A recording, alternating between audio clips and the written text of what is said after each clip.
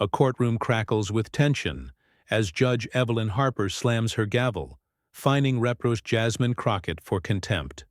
Crockett, a legal firebrand, stands firm, her eyes locked on the judge.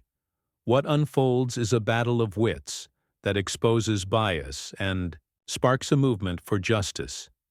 The air in the Dallas courtroom was thick with anticipation on a sweltering July morning in 2025. Representative Jasmine Crockett, known for her sharp legal mind and unyielding advocacy, stood before Judge Evelyn Harper, a veteran jurist with a reputation for iron-fisted rulings. Crockett was in court not as a congresswoman, but as a defendant, facing scrutiny over her public statements during a heated congressional hearing on voter suppression. Her comments, accusing state officials of weaponizing bureaucracy to disenfranchise minority voters, had sparked a firestorm. A conservative advocacy group filed a complaint, alleging Crockett's rhetoric incited unrest, leading to a rare defamation suit that landed her in Harper's courtroom. Judge Harper, her silver hair pulled tightly back, peered over her glasses with a look that could freeze molten steel. "Ms. Crockett," she began, her voice dripping with disdain, "your reckless words have consequences. This court will not tolerate inflammatory rhetoric from elected officials." She imposed a $10,000 fine for contempt, citing Crockett's refusal to retract her statements as defiance. The fine was steep, a clear message to the 44-year-old congresswoman. "Know your place," the gallery murmured. Reporters scribbled furiously, sensing a story that would dominate headlines. Crockett, dressed in a tailored Navy suit, didn't flinch. Her calm demeanor belied the storm brewing within. She'd faced worse. Growing up in St. Louis, she'd navigated systemic barriers to become a civil rights attorney and later a congresswoman. This wasn't her first fight, and it wouldn't be her last. "Permission to address the court, Your Honor?" Crockett's voice was steady, cutting through the room's buzz. Harper's lips thinned, but she nodded. Crockett stepped forward, her presence commanding. "With respect, Your Honor, this fine reflects a pattern I've observed in your rulings. Younger defendants, particularly those of color, face harsher penalties in this courtroom. I'd like to submit data from the past 5 years of your cases to support this claim." The room froze. Harper's face reddened. "You're out of line, Ms. Crockett. This is not a platform for your crusades." But Crockett pressed on, citing a 2023 study from the American Bar Association showing disparities in sentencing based on age and race. She referenced specific cases Harper had presided over, pulling details with the precision of a seasoned litigator. The judge's gavel hovered, but Crockett's words flowed, measured yet relentless. Harper interrupted, her voice sharp. "Enough! You're treading on dangerous ground, Congresswoman. This court's impartiality is not on trial." But Crockett's eyes gleamed with purpose. "Isn't it, Your Honor? When justice bends for some and breaks for others, impartiality is exactly what's at stake." The gallery erupted in whispers. A young law student in the back, inspired by Crockett's defiance, began live tweeting the exchange, her posts going viral within minutes. Crockett's challenge wasn't just to Harper. It was to a system that too often shielded bias behind the veneer of authority. Harper, sensing the shift in the room, adjourned the session abruptly, her gavel striking like a thunderclap. As Crockett gathered her papers, a reporter approached. "Ms. Crockett, are you accusing Judge Harper of bias?" Crockett paused, her smile tight. "I'm saying the numbers don't lie, and I'm not here to play nice with injustice." Outside, cameras swarmed, broadcasting her words across the nation. Social media exploded, with "Justice for Jasmine" trending. But Crockett knew this was only the beginning. Harper's fine was a spark, and she was ready to fan it into a blaze that would expose the cracks in the system. What would Harper do next to silence her? The Dallas courthouse buzzed with chaos as Jasmine Crockett stepped into the humid afternoon, cameras flashing like lightning. Her words, "The numbers don't lie," echoed across news feeds, igniting debates from coffee shops to Capitol Hill. Inside, Judge Evelyn Harper seethed, her chambers a fortress of polished oak and simmering rage. She'd underestimated Crockett, expecting the congresswoman to crumble under the fine. Instead, Crockett had turned the courtroom into her stage, and Harper's authority was slipping. By evening, Harper called an emergency meeting with her clerks. "This woman is making a mockery of my court," she snapped, pacing. "Find me something to shut her down." Her senior clerk, a wiry man named Paul, hesitated. "Your Honor, her claims about sentencing disparities, they're gaining traction. The data she cited is public record." Harper's eyes narrowed. "Then we pivot. She's in contempt again. Her media circus is disrupting this case. Draft an order to gag her." The next morning, the courtroom was a pressure cooker. Reporters packed the benches, their laptops glowing. Crockett entered, her stride deliberate, sensing Harper's next move. The judge wasted no time. "Ms. Crockett," Harper said, her voice cold as steel, "your public statements yesterday prejudiced this case. I'm issuing a gag order. No more interviews, no more tweets, until this trial concludes. Violation will result in jail time." The gallery gasped.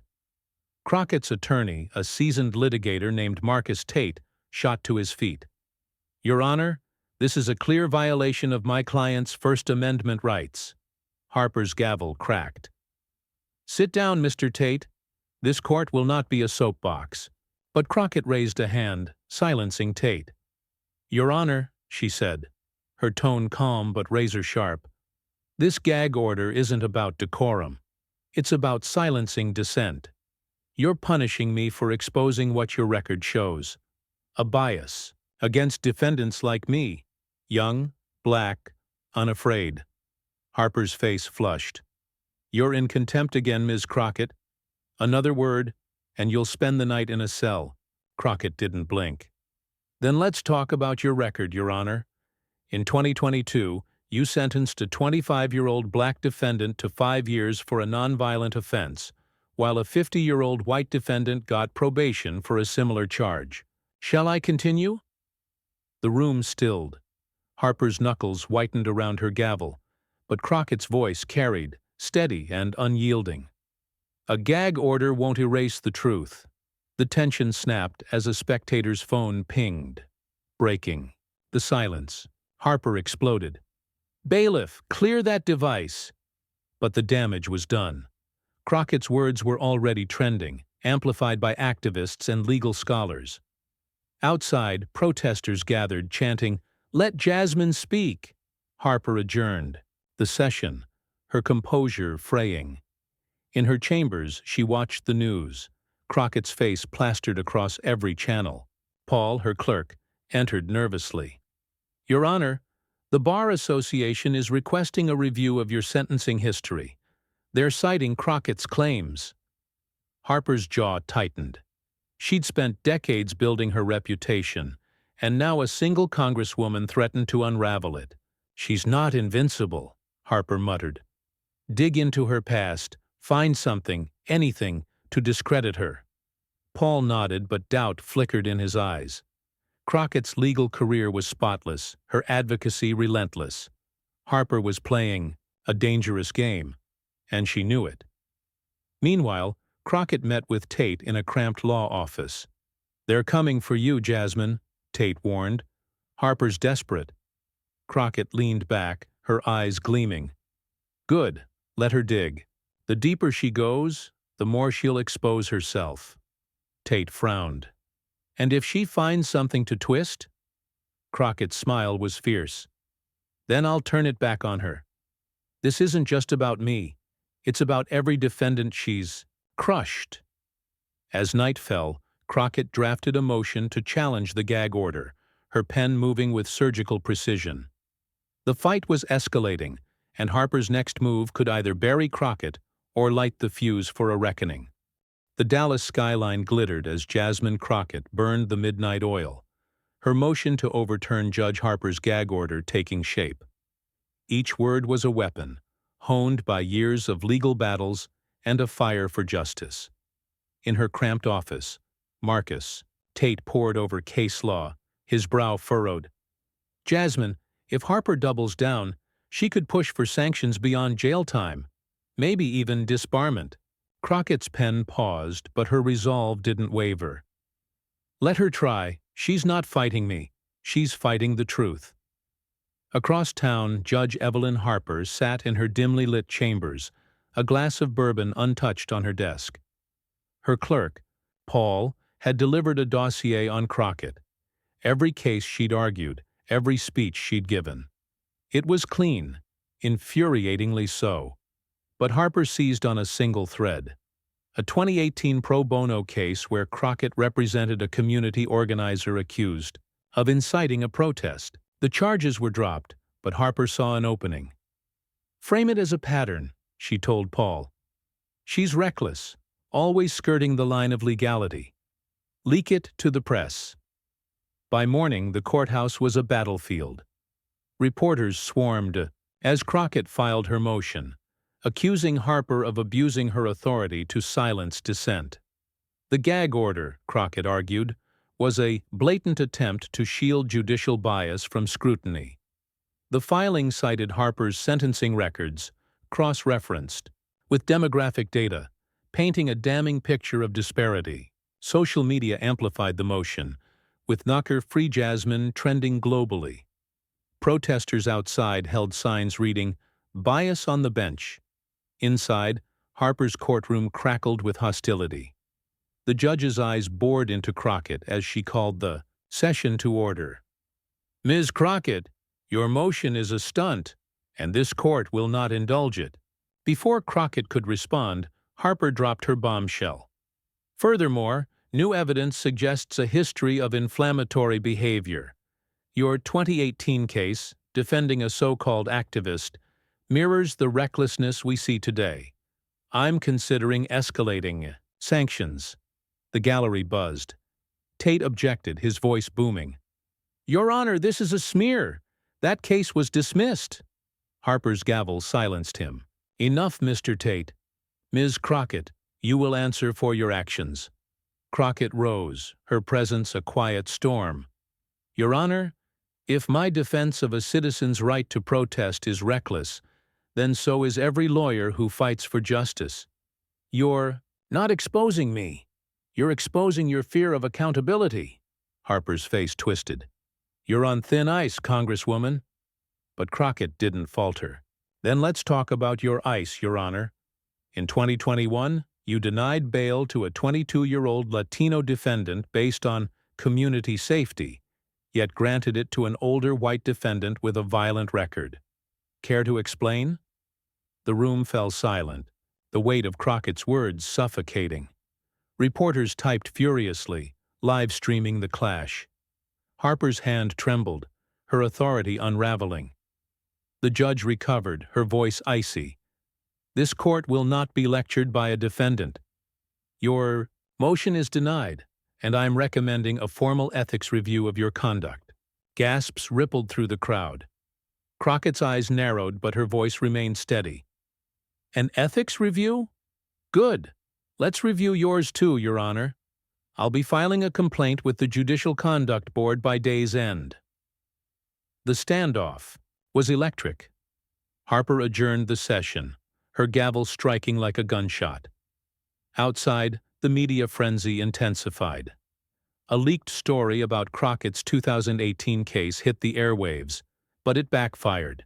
Activists rallied, framing her as a hero for the marginalized. Meanwhile, the Bar Association announced an investigation into Harper's sentencing practices, spurred by Crockett's data. In her chambers, Harper watched the news, her bourbon now empty. Paul entered, pale. "Your Honor, the Judicial Conduct Board is fast-tracking Crockett's complaint. They're pulling your case files." Harper's heart sank. Crockett wasn't just fighting for herself. She was dismantling a system Harper had upheld for decades. As Crockett left the courthouse, a young protester pressed a note into her hand.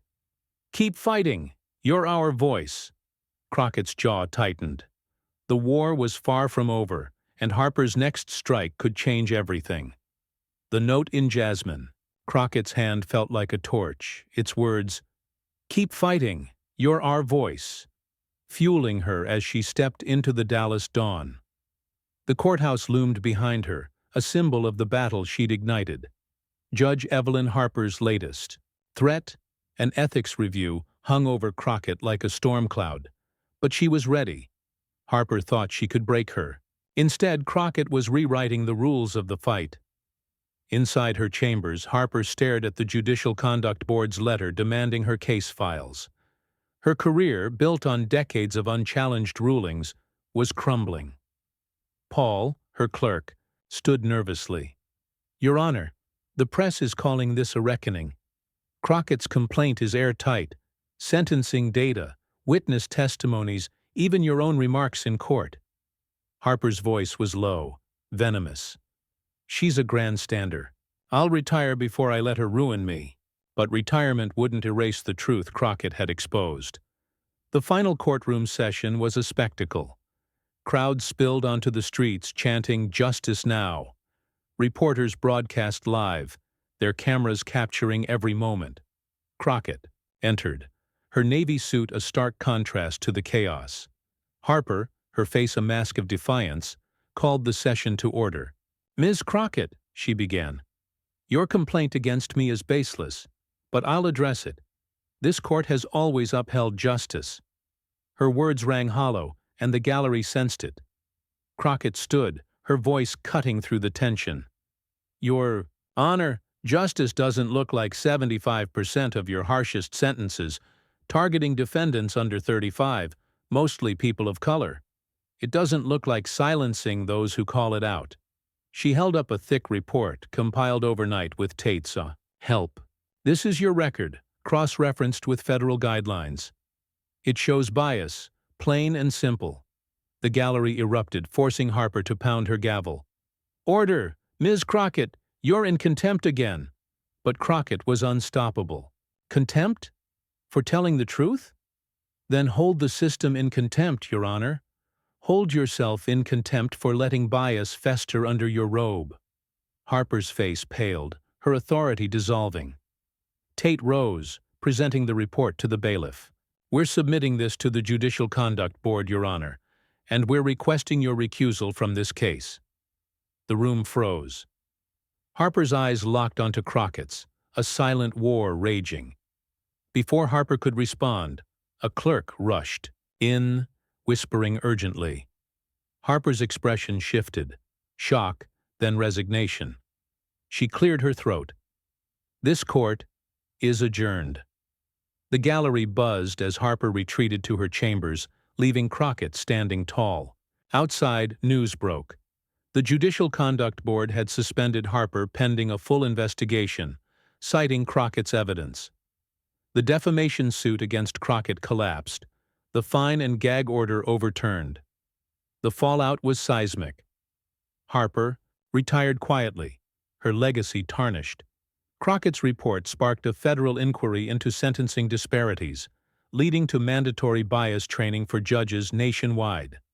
Oversight committees were established, ensuring accountability. Media hailed Crockett as a legal genius, her courtroom stand a catalyst for reform. Justice for Jasmine evolved into Yost Reform the Bench, a movement for equity in the courts. Months later, Crockett spoke at a rally outside the courthouse, now a symbol of change. Thousands cheered as she held up the protesters' note from that pivotal day. "This fight wasn't just mine," she said, her voice resonant. "It was for every voice silenced, every life judged unfairly. We've started a fire, and it's burning bright." The crowd roared, their hope palpable. Tate, watching from the sidelines, smiled. "You did it, Jasmine." As she stepped off the stage, a young law student approached, eyes wide. "I'm applying to law school because of you." Crockett's smile was warm, fierce. "Good. The system needs you." She walked into the sunset, the note still in her pocket, a reminder of why she fought. The war was won, but Crockett knew the work. was just beginning, and she was ready.